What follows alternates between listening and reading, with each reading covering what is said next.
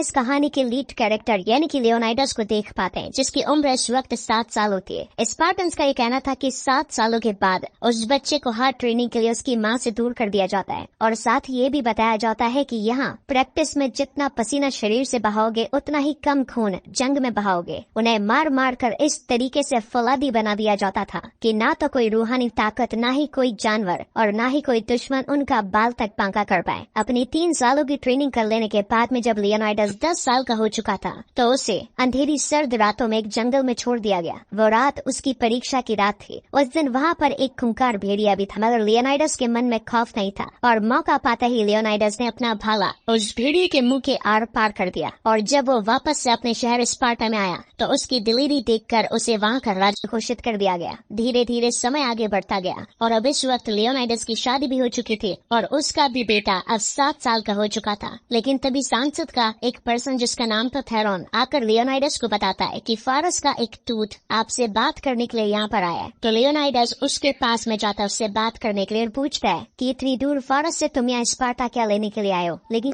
दूत स्पार्टन राजा लियोनाइडस को बताता है कि वो फारसी किंग जर्सिस का दूत है, जो पहले ही कई राज्य तबाह कर चुके हैं, और अब वे चाहते हैं कि स्पार्टा उनके सामने सरेंडर करे। तब स्पार्टा की क्वीन कुछ कहती है, जिसे सुनकर दूत गुस्सा हो जाता है और कहता है कि एक महिला कैसे बीच में बोल सकती है। स्पार्टन क्वीन जवाब देती है कि स्पार्टन महिला ही स्पार्टन मर्द को जन्म देती है। फिर किंग लियोनाइडस उस दूत को वहाँ से जाने के लिए कहता है, लेकिन दूत कहता है कि अपने जवाब पर एक बार फिर सोच लो, वरना अंजाम बहुत बुरा होगा। यह धमकी सुनकर किंग लियोनाइडस दूत के सामने अपनी तलवार तानकर उसे पीछे धकेलता है, जहाँ पर गहरा कुआं है। फिर दूत और उसके साथ आए लोगों को कुएं में फेंककर मार दिया जाता है।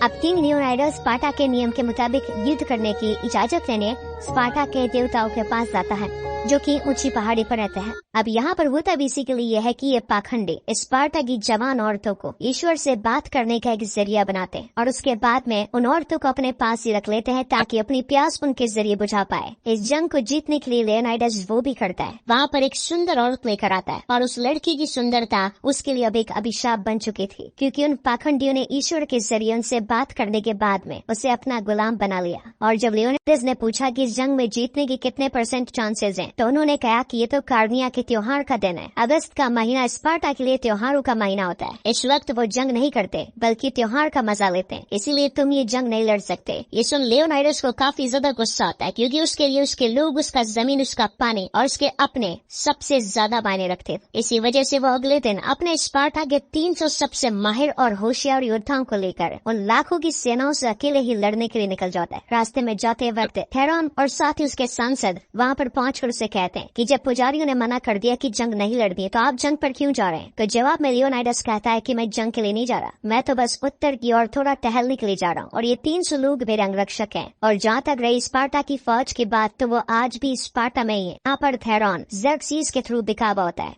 उन पुजारियों को भी खरीद कर काफी सारा सोना और खूबसूरत लड़कियां देने का वादा कर दिया था। इतना कहने के बाद लियोनाइडस यहाँ से निकल पड़ता है। तभी उन्हें आर्केडियंस का एक समूह देखने को मिलता है, और ये सारे आर्केडियंस यहाँ पे लियोनाइडस की सेना का साथ देने आए थे। लेकिन जैसे ही उनकी नजर इन 300 लोगों पे पड़ती है, ये देखने के बाद वो चौंक जाते हैं और कहते हैं कि सिर्फ 300 लोग उन लाखों पर्शियंस का सामना कैसे करेंगे। और ये सुनने के बाद लियोनाइडस उन आर्केडियन से सवाल पूछने लगता है, और उन लोगों से पूछता है कि तुम्हारा पेशा क्या है। कोई कहता है कि वो किसान है, कोई कहता है वो लुहार है, और कोई कहता है वो मजदूर है। और ये सब पूछने के बाद लियोनाइडस अपने लोगों से पूछता है कि तुम्हारा पेशा क्या है। तब सारे स्पार्टन से एक साथ कहते हैं युद्ध करना। और इसे सुनने के बाद आर्केडियंस को भी हौसला मिलता है, और उसके बाद वो लियोनाइडस की सेना के साथ जुड़ा, और रास्ते में उन्हें एक गांव मिलता है, और इस गांव का नजारा बहुत ही भयंकर होता है। इन्हें देखने को मिलता है कि इस पूरे गांव को जला दिया गया है।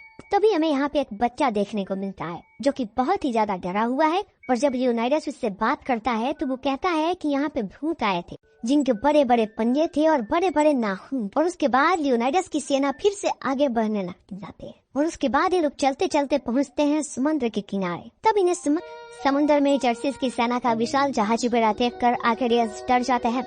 लेकिन उस रात समुद्र में बाहर एक तूफान आता है, जिसमें जर्सिस की सेना और काफी नाव और सैनिक डूब जाते हैं।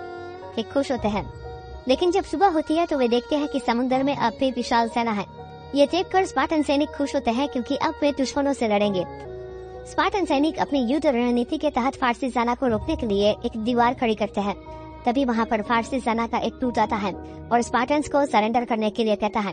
साथ ही स्पार्टन द्वारा बनाई जा रही दीवार को देखकर हंसता है। लेकिन जब वो दूत ध्यान से देखता है कि दीवार के बीच में फारसी सैनिकों की लाशें हैं, तो वो डर जाता है। तभी एक स्पार्टन सैनिक उसे वहाँ से जाने के लिए कहता है, जिससे वो दूत गुस्से में अपना चाबुक चलाता है। लेकिन तभी एक स्पार्टन सैनिक कूदता है और उसका हाथ काट देता है। उसे कहता है कि किंग जर्सिस को जाकर बता देना कि युद्ध की शुरुआत हो चुकी है। तभी वहाँ पर एक कुबड़ा सैनिक के भेष में आता है, जिसका नाम है एफियाल्टिस, जो लियोनाइडस का पीछा कर रहा था।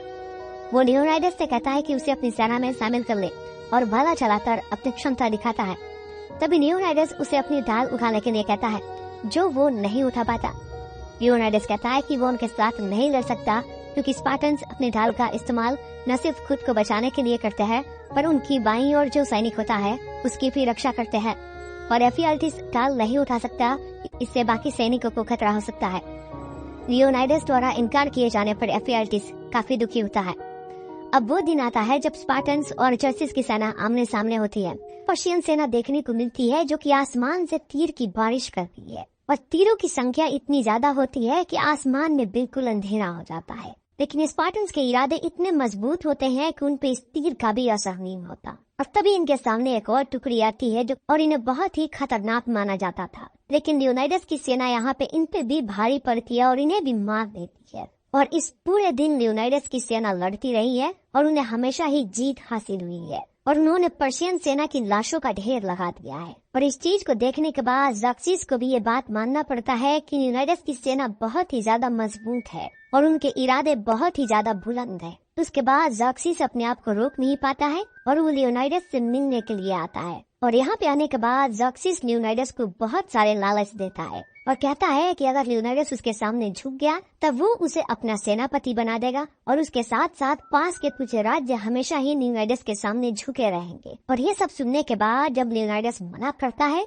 तब ज़र्क्सिस कहता है कि उसे उसकी ताकत का अंदाजा नहीं है, वो एक चुटकी में पूरे स्पार्टा को खत्म कर सकता। और लियोनाइडस एक बार फिर से ना कहता है, और इसे सुनने के बाद ज़र्क्सिस को बहुत ही ज्यादा बुरा लगता है और शीर्ष गुस्से की ज्वाला में आग बबूला हो जाता है, और फिर अपनी सबसे खतरनाक टुकड़ी को उनसे लड़ने के लिए भेजता है, जिनमें इंसानों के साथ साथ बड़े बड़े दैत्य भी शामिल थे। वो इतनी ज्यादा खूंखार और ताकतवर थे कि एक जना 10 के बराबर था, मगर लियोनाइडस के सामने उसकी ताकत भी काम नहीं आती, और वो सिर्फ अपने तलवार की एक वार से उसकी गर्दन काट कर अलग कर देता है। राक्षस जैसे सैनिकों को हारते थे जर्सिस की सेना अब जंगली जानवर और भयानक सैनिकों को स्पार्टन्स को मारने के लिए भेजती है, जिसमें राइनो और शक्तिशाली हाथियों को भी स्पार्टन्स अपनी सूझबूझ से मार देते हैं।